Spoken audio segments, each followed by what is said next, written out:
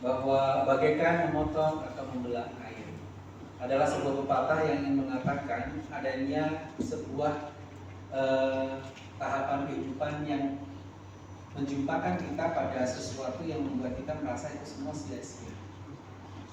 Jadi kalau Bapak Ibu kita semua nyalain keran air, terus kemudian menggunakan gunting kita potong, tidak kemudian terpisah antara air di bawah dengan yang di atas, akan dipotongnya tulang, dipotong tulang. Ini adalah sebuah perumpamaan yang ingin juga mengatakan kepada kita bahwa ada satu titik dalam kehidupan kita yang dan membuat titik itu kita berkata pada saat itu bahwa semuanya sia-sia. Semua yang saya lakukan tidak ada ujungnya. Semuanya sia-sia. Itulah yang kemudian dirasakan oleh para murid. Termasuk pada saat itu Petrus dan para murid yang lain. Petrus dan para murid yang lain di tempat yang sama Tuhan Yesus mengatakan, Petrus, ikutlah aku menjadi murid. Ikutlah aku menjala manusia. Petrus di dalam trauma yang belum sembuh karena waktu itu 3 kali, untuk yang ketiga kali Tuhan Yesus berjumpa dengan Petrus dan murid yang lain. Petrus itu di tempat yang sama dengan Tuhan, dia memutuskan untuk mengatakan, aku mau mencari ikan atau aku mau saya sudah berusaha dan optimal. Aku mau pergi menangkap ikan. Doa, tapi nama kok mataku agak kabur ya. Tapi mana hasil? Ini bukan tentang masalah lapar. Ini adalah masalah bagaimana Petrus itu sebenarnya menjumpai dirinya itu belum bisa berdamai dengan kehidupannya di masa lalu, dengan masalah ketika dia itu mengkhianati Tuhan Yesus. Dia merasakan hidupnya itu belum bisa berdamai, masih susah, kecewa pada dirinya sendiri, bahkan kecewa dengan keadaan. Memang Tuhan bangkit, tetapi Tuhan berbeda. Kondisinya sekarang berbeda. Dia tidak bisa bersama-sama dan tidak bersama-sama dengan mereka lagi setiap hari seperti sebelum. Udah mulai jelas. Dan di dalam kekecewaan, di dalam perasaan gagalnya itu, kemudian Petrus, udah aku mencarikan aja. Aku mau menjadi manusia seperti dulu aja, mencarikan. Dan demikian ternyata juga para muridnya mengatakan, teman-teman yang lain juga mengatakan, kami mau pergi juga bersama. Perasaan yang begitu rupa ini yang menggambarkan bahwa di dalam diri mereka ada luka yang sangat besar, ada jurang yang menganga. Perasaan yang mendalam yang mereka tidak sanggup untuk bisa merekatkannya kembali. Nah, di dalam keputusan asaan itu kemudian mereka memilih untuk berseberangan. Tuhan memanggil mereka untuk menjadi penjala manusia, tapi mereka memilih untuk menjala ikan kembali. Saat selanjutnya, inilah juga yang kita sering lakukan ketika kita berada dalam kesulitan. Ketika kita berada dalam kesulitan, seringkali kita justru bukan tertarik pada Kristus. Harusnya kita manusia dan Kristus Allah, kemudian kita nempel pada Allah. Tetapi malah ketika kita dalam masalah, kita menjadi seakan-akan menjadi kutub yang sama, yang kemudian saling tolak menolak. Tuhan datang, kita hanya pergi. Tuhan pengen kita jadi penjala manusia, kita mau jadi penjala ikan. Tuhan pengen kita setia, kita menolak kesetiaan. Tuhan kita pengen kita supaya kita mengasihi, kita memilih untuk membenci. Dan seterusnya dan seterusnya. Di dalam titik itu, seringkali kita menjumpai diri kita berseberangan. Dan karena itu kita bisa tahu para murid tidak menjumpai apapun. Mereka berharap untuk mendapatkan ikan. Satu saja, 2 atau berapa, di dalam sekali atau 2 kali tebaran mereka bisa pulang. Tapi sepanjang malam dikatakan mereka tidak mendapatkan apa-apa. Bahkan hari menjelang siang, mereka tidak mendapatkan apa-apa. Karena apa? Karena sebenarnya berkat itu, termasuk ikan, itu yang memberikan adalah Tuhan. Kalau Tuhan tidak menghendaki, mau jala sebesar apapun tidak akan pernah mendapatkan ikan, walaupun itu cuma satu. Saya pernah di Kebumen itu di pantai melihat ada nelayan, tapi mereka menjalankan dari pinggir pantai. Mungkin mereka menggunakan tali, dan di tali itu, di sepanjang tali itu diikatkan jala, mungkin ratusan meter. Belum dengan luar, mereka bertiga atau berempat, tarik dengan kuatnya karena ombak di pantai selatan itu sangat besar. Begitu selesai, yang didapat cuma 2 ekor ikan. Itu sangat nyesek. Nah, apalagi Petrus dan kawan-kawan sepanjang malam mereka nggak dapat apa-apa. Nah, saya juga pernah dapat ceritanya dari Pak Michael, ada di sini, ketika mencoba untuk mencari ikan di Manado. Diceritain bahwa ada usaha untuk mencari ikan menggunakan sonar. Kalau mereka cerita itu menggunakan sonar, ada ikannya nih di sonar. Begitu tebar jalannya, ikannya nggak dapat sama sekali. Kenapa? Memang ada ikan, tapi di atas ikan itu ada arus. Jalannya ditebar, jalannya bawa arus. Tidak ada apa-apa. Disinilah kita tahu bahwasannya untuk mendapatkan berkat, kalau Tuhan bilang enggak, ya enggak. Berkat Tuhan itu adalah anugerah dari Tuhan. Dan ketika kita tidak mendapatkannya, bukan berarti kemudian Tuhan benci dengan kita. Ketika kita tidak mendapati apa yang kita harapkan dalam kehidupan kita, bukan berarti Tuhan itu tidak menyayangi kita. Tetapi seperti cerita pada saat ini, kita tahu bahwa ada maksud tertentu yang ingin Tuhan sampaikan dalam kehidupan kita. Maksudnya yaitu supaya kita jangan mengandalkan diri kita sendiri, supaya kita itu jangan mengikuti mau kita sendiri, tetapi dengarkan Tuhan. Ini juga seperti yang terjadi di dalam diri Ananias di Kisah Para Rasul yang kita baca. Ananias tahu ketika dia mendapatkan penglihatan, tahu, oh Saulus ini yang jahat banget. Dia tahu. Dan dia mengatakan, Tuhan, orang ini kan jahat, Tuhan. Tetapi kemudian dia memilih untuk tidak mengikuti suara hatinya, melainkan dia mengikuti suara Allah. Dia mau untuk bertemu dengan Saulus. Dan kita tahu sekarang Saulus jadi seperti apa.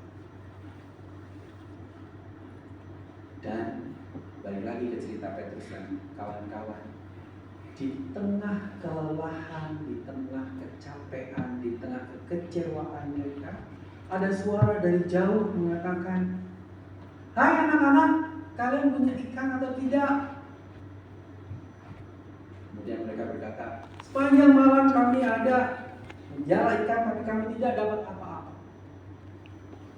Dalam kekecewaan itu, suara itu berlanjut, "Tebarkan jalamu di sebelah kanan perahu."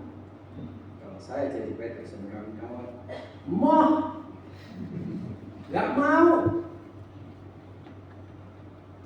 capek.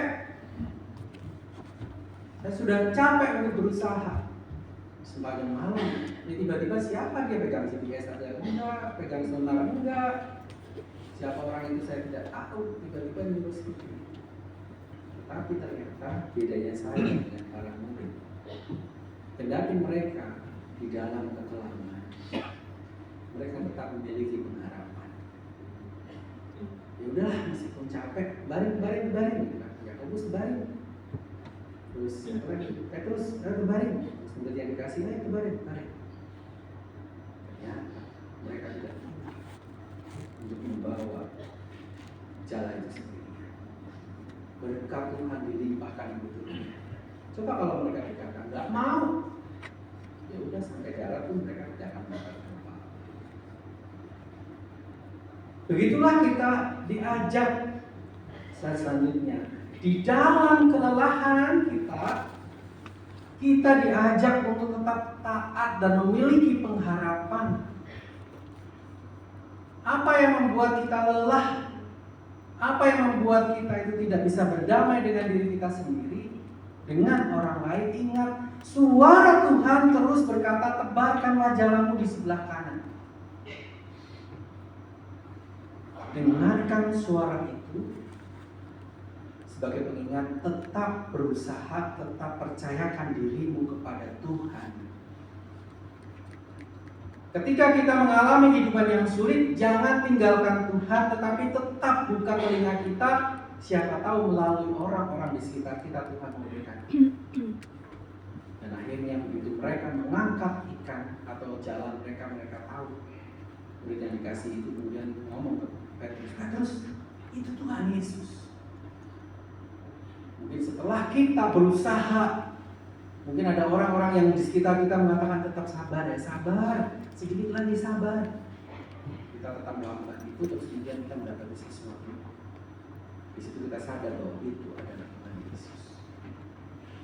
Kita diajak untuk sekali lagi ketika kita sudah di titik nadir kita, diajak sekali lagi mau tidak berpengharapan pada Tuhan, mau tidak untuk tetap setia kepada Tuhan.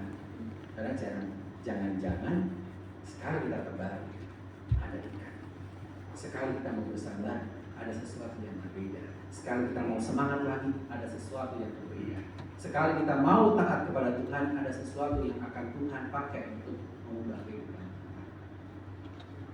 Di dalam kelelahan mereka menebar, di dalam ketaatan mereka memanfaatkan berkat dari Tuhan.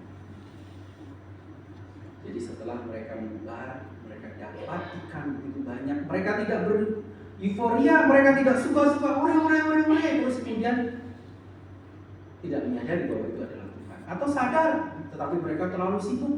Di ayat firman Tuhan kita saat ini dikatakan setelah itu Petrus melihat, kemudian dia ikat jubahnya di pinggang dia dan nyemplung ke air 100 meter, dia renang ke pantai. Terus kemudian dia cuma duduk di depan Tuhan Yesus. Teman-temannya datang, mereka semua turun dari kapal, duduk atau mendengarkan apa yang Tuhan Yesus mau katakan. Seringkali ketika kita mendapatkan berkat, kita sibuk dengan berkatnya. Dapat ikannya langsung ribut gitu kan tentang berkat itu. Tetapi tidak dengan para murid. Begitu mereka mendapatkan berkat, yang satu nyemplung, yang lainnya ngikut, terus kemudian mereka duduk sambil Tuhan Yesus sambil dengar Tuhan Yesus mau ngapain. Tuhan Yesus berkata, marilah makanlah. Terus Tuhan bilang, ambil juga beberapa ikan dari hasil tangkapanmu tadi. Petrus langsung lompat ke atas perahu dan mengambil beberapa ikan. Taat. Ketika hidup tidak baik-baik saja, taat. Ketika hidup mendapatkan berkat juga taat. Mendengarkan firman Tuhan itu yang mau kita dapatkan atau mau kita tiru dalam kehidupan kita. Saulus sebagai seorang Farisi, ahli Taurat juga, dia belajar tentang Taurat. Dia mengikuti kehendak Tuhan-nya yang dia pahami sebelum dia mengenal Yesus. Ada ajaran-ajaran lain dia ada di paling depan membela, tapi begitu dia ditangkap oleh Tuhan Yesus, dia juga menjadi yang terdepan membela Tuhan Yesus. Ketika ada pertobatan, kita menjadi orang yang baru, menjadi orang yang benar-benar mengikuti apa kehendak Tuhan. Itu yang kita mau pelajari dan juga mau ikuti. Jadi setelah itu kita juga bisa belajar satu hal lagi, yaitu tentang menerima dengan keramah tamahan. Tuhan Yesus tidak hitung-hitungan. Ketika mereka mendapatkan ikan, Tuhan Yesus tidak kemudian bilang, tuh kan, kalau kalian dengerin sih suara saya, makanya kalian dapat ikan. Coba nggak dengerin, pasti kalian nggak akan dapat. Atau Tuhan Yesus berkata, makanya kalau suruh jadi penjala manusia, jadi penjala manusia aja. Nggak usah balik-balik lagi jalan ikan. Kabarkan berita kebangkitan itu. Ngapain kalian nyemplung-nyemplung lagi ke situ? Tuhan Yesus juga melakukan itu. Tapi Tuhan Yesus paham, posisimu ada di situ ya sekarang ya. Kalian masih sedih ya. Kalian masih kecewa ya. Kalian masih belum bisa berdamai ya dengan diri kalian sendiri. Gak apa-apa, datang sini. Ini juga yang kita tiru di dalam gereja kita, di dalam keluarga kita, di dalam pribadi kita. Ketika ada orang yang bersalah, orang yang lemah, bukan kita tamparin dulu baru kita nasihatin ya. Bukan juga setelah diterima terus ditamparin juga enggak. Tapi kita terima dan kemudian kita berikan pengajaran. Pengajaran kemudian dilanjutkan. Di tengah mereka sudah sarapan, Tuhan Yesus kemudian berkata kepada Petrus, "Petrus, apakah engkau mengasihi aku?" "Ya benar Tuhan, aku mengasihi engkau. Peliharalah domba-dombaku." Kalau bahasa TB yang pertama dulu, gemalakanlah domba-dombaku. Pertanyaan yang kedua, "Petrus, apakah engkau mengasihi aku?" "Ya Tuhan, aku mengasihi engkau. Peliharalah domba-dombaku." Yang ketiga, "Petrus, apakah engkau mengasihi aku?" Hitungan ketiga membuat Petrus ingat pada saat dia mengkhianati Yesus, menyangkal Yesus. Pertanyaan ini diajukan Tuhan Yesus di depan teman-teman Petrus, bukan tanpa sebab. Mungkin Petrus sudah bercerita kepada teman-temannya bagaimana dia menyangkal Yesus sebanyak 3 kali. Dan kemudian teman-temannya, saudaranya, dan dia sendiri, Petrus itu ngecap dirinya itu sebagai seorang pengkhianat, seorang yang tidak sayang kepada Tuhan. Tapi dengan dia ditanya Tuhan Yesus 1 kali, 2 kali, 3 kali, itu seakan-akan sedang stick, menstipo, menghapus labeling diri Petrus pada dirinya sendiri bahwa saya adalah seorang pengkhianat. Sekarang saya bukan. Saya adalah orang yang mengasihi Yesus. Saya adalah orang yang mengasihi Yesus. Saya adalah orang yang mengasihi Yesus. Tempel. Nah sekarang kita lihat dari diri kita, apakah kita juga mau menerima diri kita? Mungkin kita dulu pernah berdosa. Mau tidak kita menerima diri kita sendiri? Mungkin pasangan kita, keluarga kita pernah berdosa. Mau tidak kita menerima dia apa adanya, seperti Tuhan menerima kita apa adanya? Supaya apa? Labeling itu pada diri kita sendiri juga hilang. Dulu aku memang pendosa, sekarang aku mengasihi itu. Dulu dia, mereka itu memang pernah menyakiti aku, tidak apa-apa. Yang penting aku mengasihi mereka sekarang ini. Slide selanjutnya, kita belajar tentang penerimaan. Penerimaan membuat gambar diri seorang Petrus, seorang murid-murid Petrus yang lain, Saulus, Ananias yang semuanya diterima oleh Tuhan, membuat gambar diri mereka utuh. Bahwa saya adalah pengikut Kristus, yang harusnya saya dengar cuma Kristus, bukan yang lain. Dan slide selanjutnya, kita diajak untuk menjadi pribadi yang ramah. Next, teman-teman. Ya. Kita diajak untuk menjadi pribadi yang ramah pada diri kita sendiri dan dengan atau pada orang lain. Supaya apa? Supaya kita menjadi pribadi yang utuh tadi dan kita memuliakan Bapa di surga. Jadi ketika kita menyambut Tuhan, itu kita menyambut dengan cara Tuhan menyambut kita. Tuhan menyambut kita itu dengan keramah tamahan. Kita bisa merasakan itu. Petrus bisa merasakan itu. Para murid yang lain bisa merasakan itu. Saulus merasakan itu. Bahkan Ananias merasakan itu juga. Jadi ketika kita menyambut sesama kita dengan keramahan, apakah orang yang kita sambut itu juga merasakan keramah tamahan? Apakah ketika kita menyambut orang lain bisa merasakan sambutan kita? Ataukah Ketika kita menyambut orang lain menganggap apa sih ini?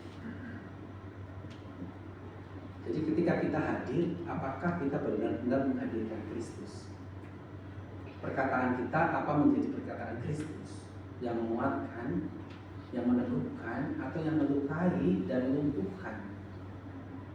Jadi keramah tamahan di sini bukan keramah tamahan menurut saya udah ramah kok, bukan seperti itu. Tetapi apakah saudara saya menerima itu, merasakan?